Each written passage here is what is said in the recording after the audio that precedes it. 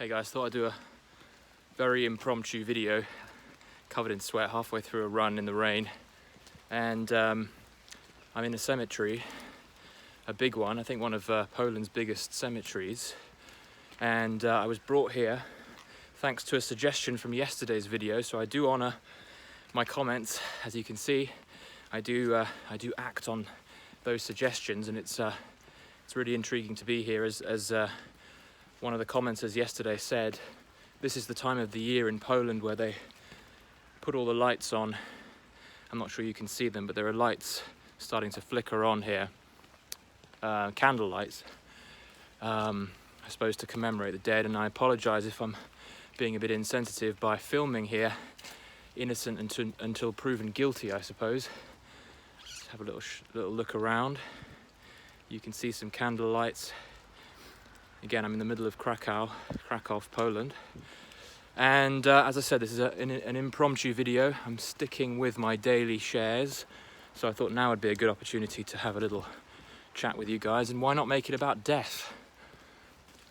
What I love about these candles flickering beautifully by these graves is the act of commemorating death and life at the same time, the yin-yang, the interesting dichotomy, if that's the right word, of honouring the dualism of our experience. And the Stoics talked about this a lot. If you're unfamiliar with Stoic philosophy, I'm not that familiar with it, but I know about their views on death and how beneficial it is to regularly remind yourself of how close we all are to death, and how enlivening and enlightening that awareness and that realization is. The suggestion was to regularly, if not every day, meditate, visualize your face-to-face with death, annihilation, get comfortable with the idea that death is right round the corner. And in doing so, why? Why do that? Why remind yourself of dying and death and the sadness of death? Well, without sadness, without death, there is no happiness, there is no life. You've probably heard this before, but it's an interesting reminder as we are surrounded by death, seemingly on the news more and more with this COVID stuff. We are confronting death at every turn. Perhaps we're seeing family members dying. My grandmother died earlier this year, so certainly getting more familiar than I have been for a while with death. And for those of you who are also thinking more about death, see how that might be a good thing, and look into why you're being drawn to thinking more about death. And if you're not, consider contemplating the death of you and the death of other people around you, because what that will do is it will polish the other side, the clarity that you have around how grateful you are for living, for breathing, and to enjoy every moment. And there's so much beauty in this enormous cemetery in itself, obviously as a kind of structural entity, but also in the rather mournful but beautiful commemoration of those who once lived, who are now back to dust, back to the elements. So what can thinking about death and contemplating it do for our happiness? What can it do for our sense of aliveness? And maybe it's worth a visit to the local cemetery and have a moment to think, surrounded by your ancestors and your former fellow men and women of this earth. You will one day be one of them, or at least you will be going through the same process they went through, which is to return to the elements and to carry that energy through into whatever other entity it leads to. But it's an interesting, quick little topic as we get into something every day that's worth talking about, and I think today is as I've just kind of discovered, as I wasn't even planning to come here, but I ran past this place, and I thought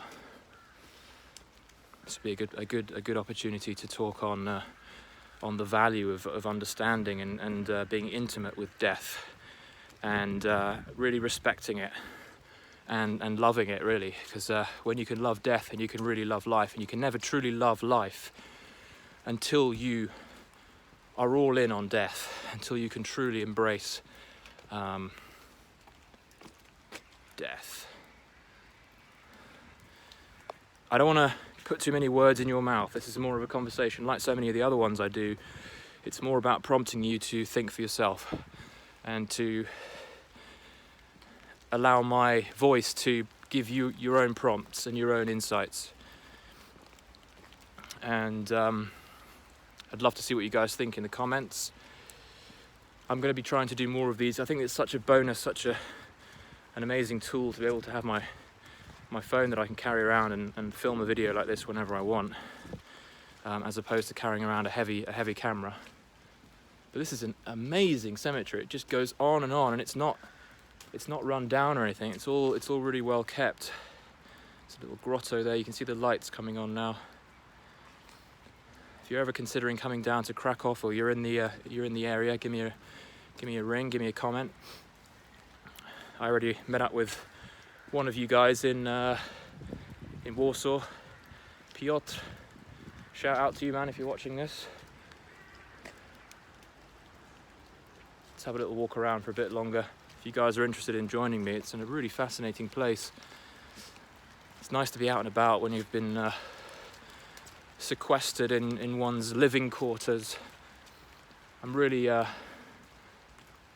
finding the whole mask thing and the whole quarantine thing is really getting on my nerves at the moment. Certainly going to be talking a little bit more about that. Really sensing a inane and rather ludicrous lack of freedom and a constriction on freedom. Talking about that in another video. Yeah. Peaceful little update. I'm going to spend a few more minutes enjoying the pitter-patter of rain here in this cemetery, and rather than becoming morose and sad as a result of where I am, finding a way to be lifted up. And I can already feel myself being lifted by being here, because it's all about perspective. It has nothing to do with where you are. It has everything to do with how you perceive where you are. So think about how you perceive death and how you might be perceiving death in such a way that isn't helpful for you right now. Maybe there's a way to think of death in a way that is helpful. And with that, I wish you well. Peace out.